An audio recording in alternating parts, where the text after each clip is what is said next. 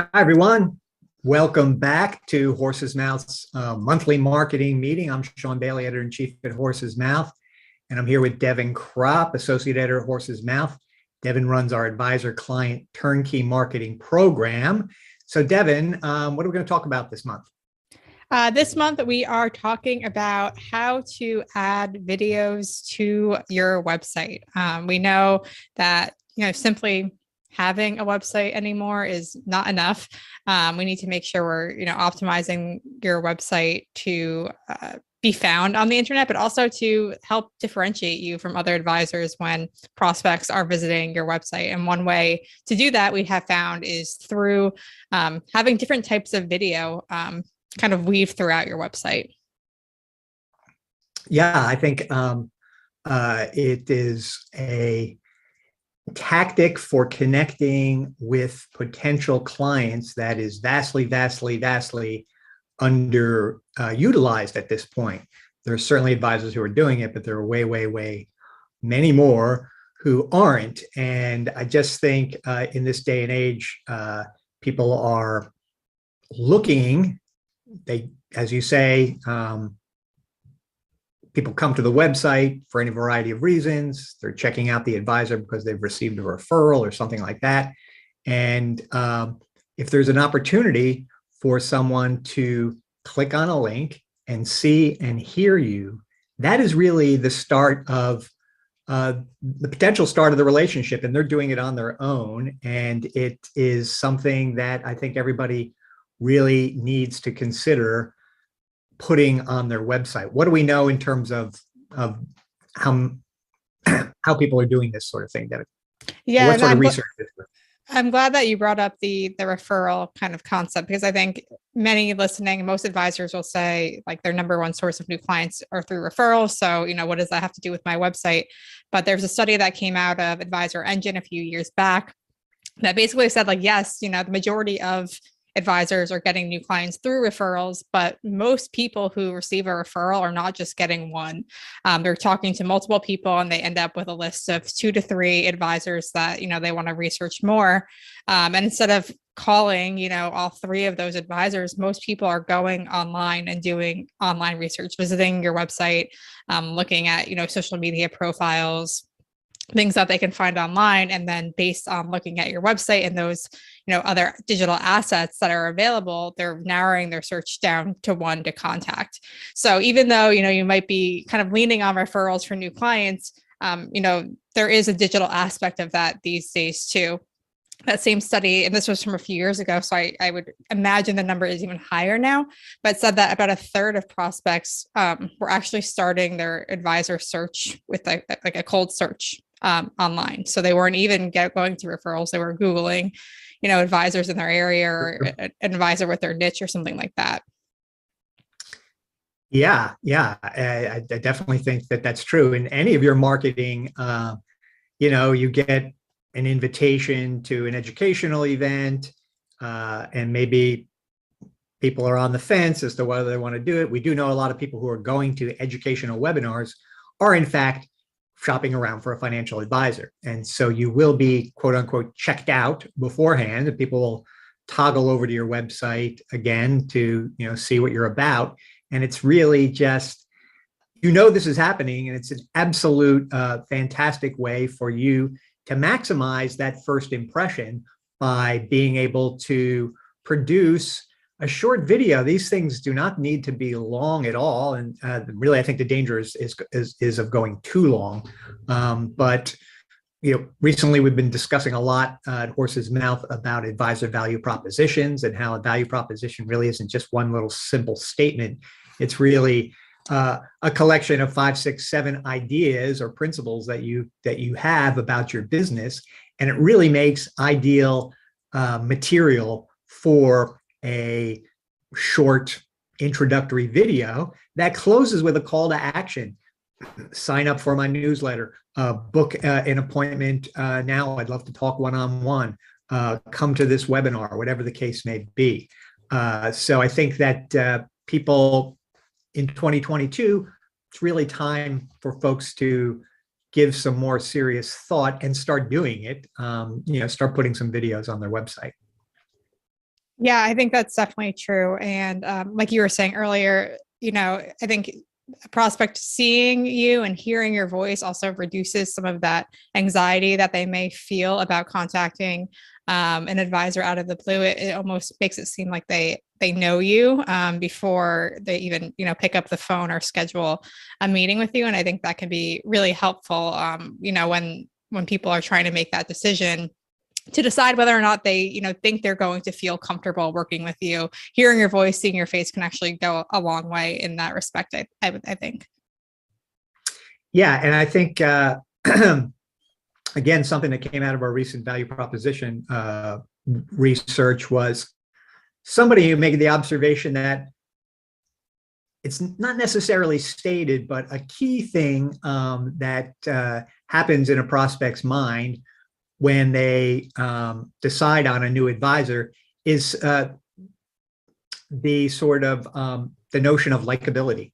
And so I think nearly all financial advisors I've met over the years seem to be very likable. And this is your chance to give that impression to someone who is visiting your website. So yeah, these short videos. What do we know about advisors who've done this sort of thing, Devin?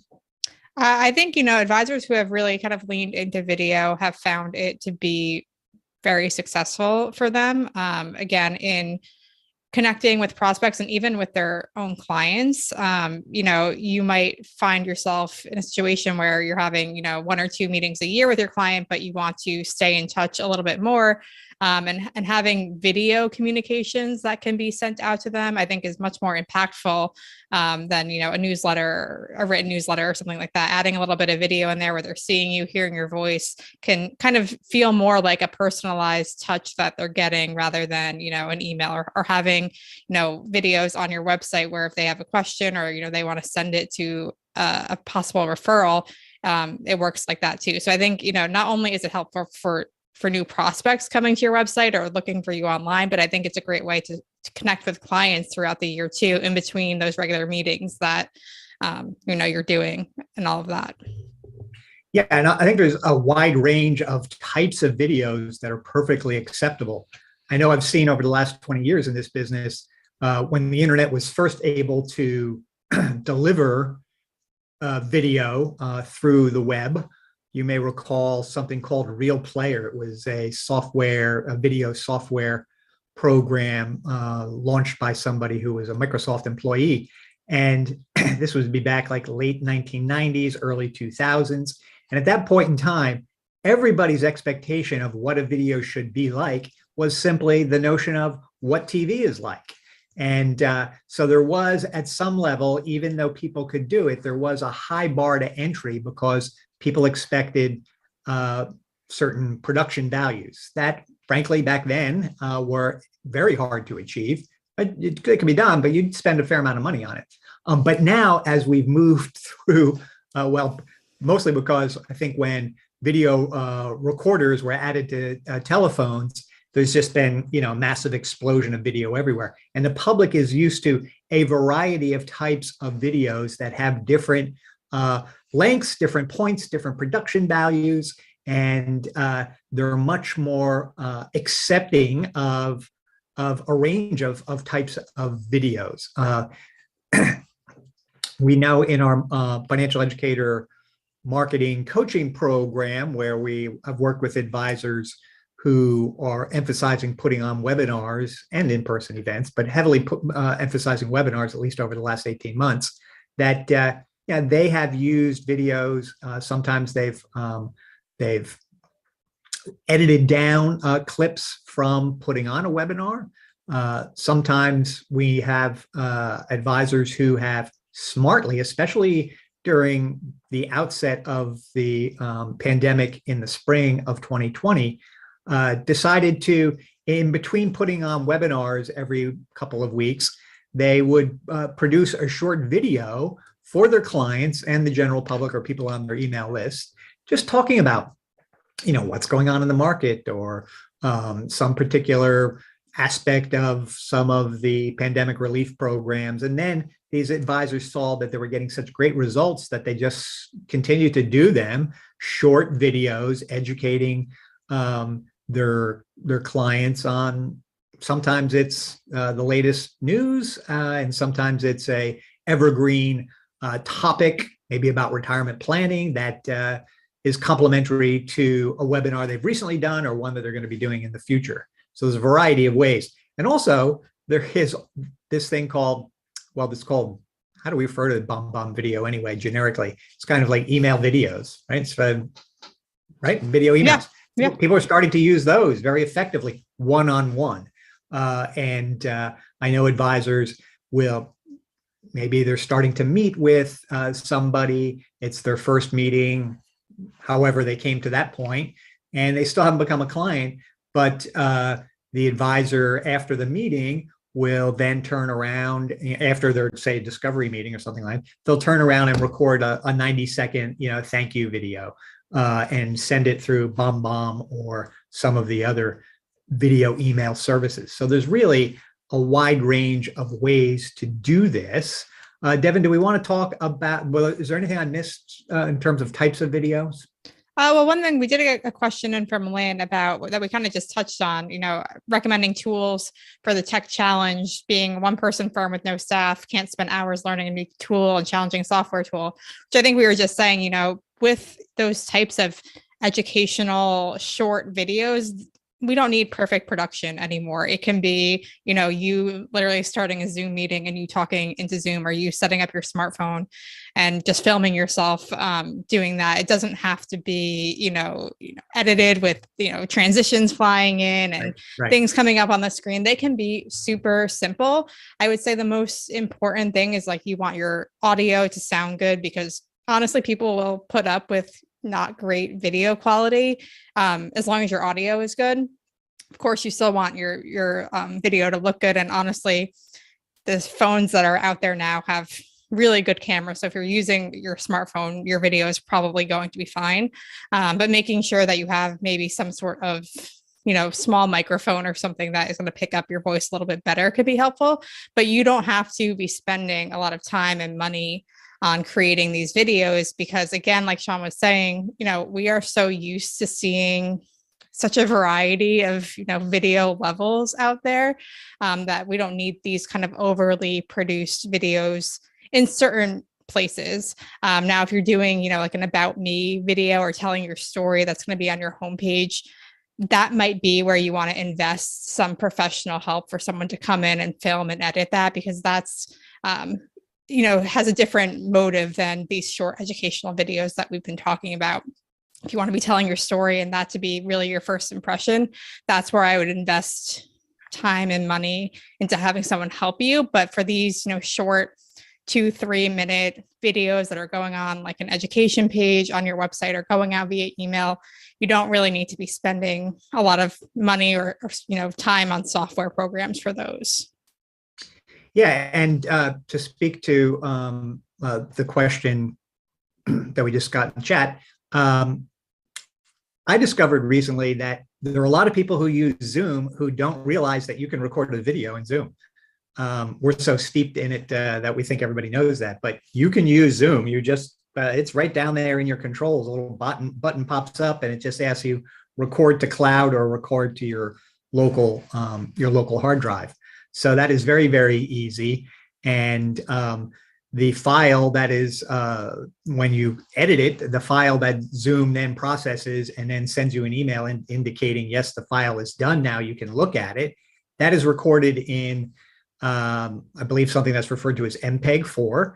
And if you're on the Apple or Mac world, it means you can use QuickTime to open it up. And you can cut the intros and the outros.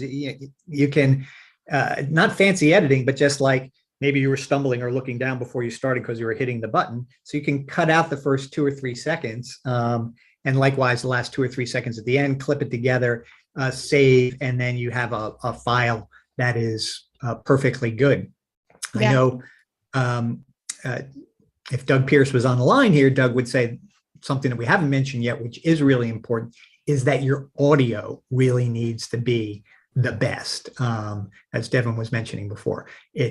Because it doesn't really matter if they can exactly see you perfectly or if your lighting is perfect, but if they can't hear you well, then the effort is lost. So the audio is also another key thing. Devin, there's a fellow named Rick Salmeron who I have liked to point out a number of times over the years.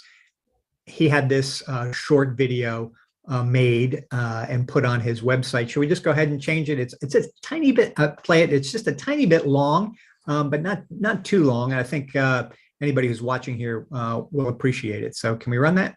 Yeah, I'll play it in 1 second. This is kind of the video. You'll see that it was obviously a professional helped him with this. This is the kind of video I was talking about where, you might want to invest in a videographer or video editor to film. So I will pull that up now and we can take a look. It was a crystal clear blue sky fall day. And my mother said to me, Rick, we're going to go to a place called the Savings and Loan, and we are going to open an account for you there. And I looked at her and thought, and asked her, well, that's interesting, Mom, but what does that mean? And she said, well, Rick, if you let them keep your money, they will pay you money for doing that. We went to the Savings and Loan, and indeed we opened up an account with $20. 10 of it was my allowance, and she matched the other 10. It wasn't until several months later that I received my first statement in the mail, and I opened it up and I read my account balance, and sure enough, my $20 was $20.15. And there was an aha moment that occurred that has stayed with me ever since then. When I work with clients, I want to be able to share that passion for saving and for being in control of their money, and they're in control of their financial destiny, just like I have as long as I can remember. I'm not intimidated by dizzying spreadsheets or ROIs or anything like that. Just bring it on, and I'm good with it. But what I do love is to take that and to translate it into something that is far more meaningful and far more enlightening to the person that is scared by that. It's such an important part of people's lives, and it's such a special area of people's lives, and it's so difficult to become an expert at it that many times people need the assistance of someone from the outside in. People can certainly do this on their own. There's nothing wrong with that. Plenty of people do that all the time. But life is so much easier when you have someone else there with you that is holding your hand and that you can trust. We want our clients to feel special. We want our clients to feel like they're a member of the Salmeron financial family. And that's what we're always striving for, is that wonderful aha client experience. I've done this for a long time, and I think that my work is of very high quality, but there are other components that can deliver that smile too, and it's those personal touches that make a huge difference in the overall experience.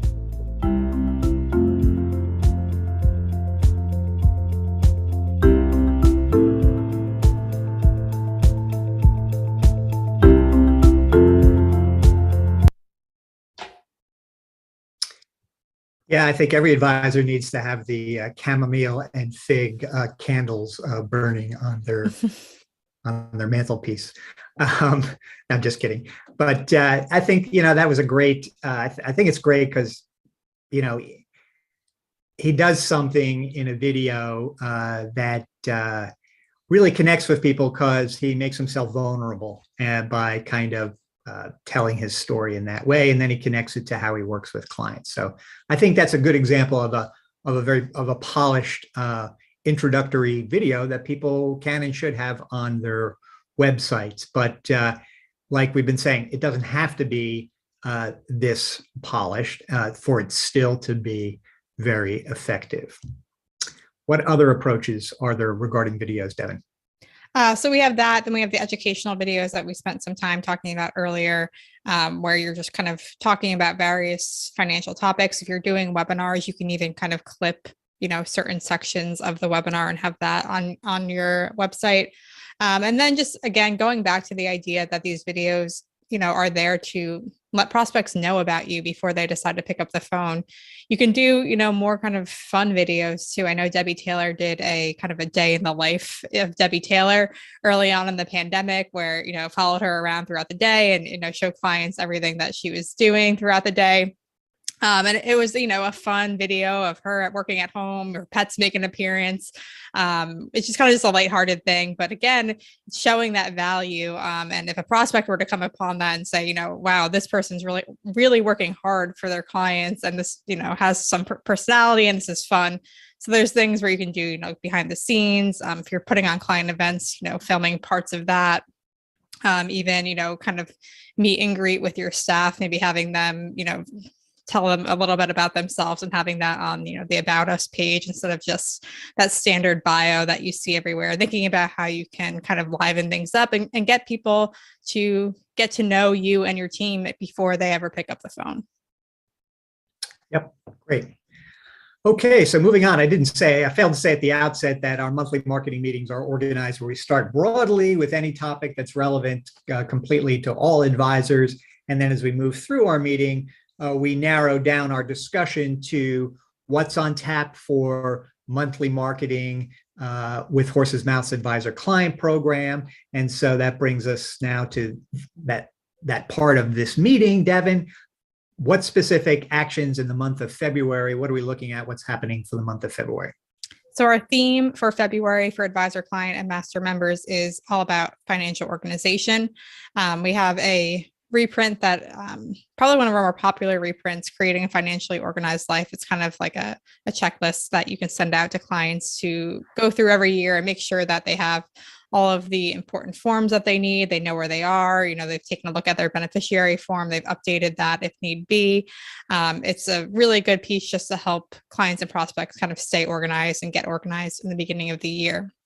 And going along that same kind of notion, we also have the financial fitness checklist, which is kind of a 60-point checklist that you can send out to clients, prospects, have them run through, and they identify areas where, they anticipate changes for this year. Or maybe there was a change late last year that they want to discuss with you. It runs through, pretty much everything: health, retirement, work, lifestyle changes in general. It's a good way to touch base with your clients in the beginning of the year. Make sure that, if there's anything they anticipate occurring this year, about it now, and can kind of schedule those meetings. And along the same lines of that, we also have a client action webinar that goes along with that checklist. If you've been on our monthly marketing meetings before, that these client action webinars are something we developed last year. Presentations that have been developed around some of our kind of popular client reference cards or handouts. The goal being that you give this short presentation along with the handouts sent ahead of time, and it gives clients time to actually take the action that you want them to take. In this case, filling out that checklist and scheduling a meeting with you. I'm sure you've been in a situation before where you've sent something out and, maybe it just sits on the client's table and you really want to get them to do this. This allows them to kind of schedule some time in their calendar, hop on, a webinar with you, 15, 20 minutes, fill out the checklist, schedule that meeting, and accomplish, that action that you want them to take. Yeah, the action webinar approach for the kinds of what we've called in the past bulletin board marketing, these kinds of things that you may send out to clients. You can do it by email, but I think some cases it's better to do the physical hard copy as well. And now the action webinar has you getting together for a short period of time with your clients and stepping them through that. It's a tremendous amount of value that you're adding. We know advisors have been doing this. Sometimes they do it early in the morning or they do it on a Saturday morning, and it's just a short, 20 minutes, half an hour. And the clients really appreciate it. And you're showing yourself in action, really stepping your clients through completing these kinds of checklists, and then explaining along the way why answering these questions is important to you, the advisor, in terms of knowing what's happening with them, the clients, so that the two of you can really sort of optimize the relationship. If there's something new that's happened in your financial life in the last 12 months that was surfaced as a result of completing the checklist and the advisor didn't know it, and it is important, then that is a huge opportunity then for the two of you to get together and deliver some value. So that's a great thing going on for this month. Fantastic. And what about March? What are we looking forward to there? So March, we're looking at, taxes. So our reprint for the month of March is essential tax tips for IRAs, key things that clients will need to know regarding taxes and the retirement accounts. And then we also have a separate client handout that's all about the Secure Act, which, at this point was passed a few years ago, but many of those rules are still kind of new to clients and prospects. We have a two-sided quick reference guide that covers kind of the old rule, the new rule, and any changes that have occurred. It's still a really valuable piece to be sending out because, again, while you might be super familiar with the changes from the Secure Act, most clients are not. And some, may be seeing these changes for the first time as they go into retirement. So it's a great piece to be sending out just to remind clients of different changes that have occurred and what to look for now, and then also when some of these sunset in 2025. Okay, great. Are we good to wrap up then, Devin? I did see a couple of questions come in back on the video front. Paul was asking, after we make the video on our phone or Zoom, how do we upload it to Facebook, YouTube, or LinkedIn? This is kind of what Sean was talking about earlier, where if you're using Zoom, it will create an MP4 file where you can download that and then, go onto whatever site you want to upload it, and upload it like you would, a photo or on Facebook or LinkedIn. It's just going to give you the option for video instead. You can choose that. If you're using your phone, again, you can upload that file like you would a video, upload the video like you would a photo on any of those sites. You don't necessarily have to convert those files into anything else. You can download them straight from Zoom or your phone. And that's what goes up on, YouTube or Facebook or LinkedIn. Yeah, where you go and in Facebook, you click on photo or video, and then it opens up the camera portion or the photos portion of your phone, and you'll see where the video is, and you just tap it and upload it. That's it. Are there more questions on videos? Just one more. Lynn was asking, what about using videos that are produced for specific industries, which are simply white labeled with our name and are specific to topics, but it's not my face or my voice? Yeah, they were popular a few years ago. They're all right, but everybody knows that it's just sort of white labeled stuff, and it's fine, but I don't think it's doing you any good in terms of connecting you with a potential prospect. Or it's okay with your existing relationships with your clients to say, okay, Lynn's trying to educate us, that's great. But really, I think the real power of the video is the human-to-human connection. There's a very excellent example is a woman and a financial advisor named Karen Coyne in Fredericksburg, Maryland, who has an amazing podcast, but it's a video podcast. So you get to see her and hear her. And when I was discussing with her when she started discussing this with her when she started a few years ago, she made the important point that the reason she wanted to do this was not because she was looking to become some huge podcast star or some YouTube star or anything like that. She just wanted a way to continue to connect with her clients in between their one-on-one meetings. The idea that they were hearing her voice and seeing her was both meaningful to Karen and also to her clients as well.